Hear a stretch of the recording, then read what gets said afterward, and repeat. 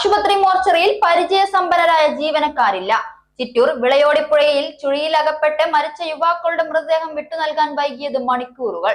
പോസ്റ്റ്മോർട്ടത്തിന് ശേഷമുള്ള നടപടിക്രമങ്ങൾ ഏറെ നേരം വൈകിയത് പ്രതിഷേധത്തിനിടയാക്കി.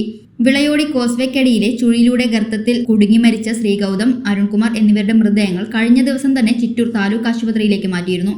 കാലത്ത് 9:30 ഇൻക്വസ്റ്റ് നടപടികൾ പൂർത്തിയാക്കി 10:30 പോസ്റ്റ്മോർട്ടം നടപടികൾ പൂർത്തിയാക്കിയെങ്കിലും മൃതദേഹം വിട്ടുനൽകാനായില്ല. പോസ്റ്റ്മോർട്ടത്തിന് ശേഷം മൃതദേഹം തുന്നിക്കെട്ടി പൂർവ്വസ്ഥിതിയിലാക്കാൻ കഴിയുന്ന അറ്റൻഡർമാർ മോർച്ചറിയിൽ ജീവനക്കാരായി ഇല്ലാത്തതായിരുന്നു കാരണം.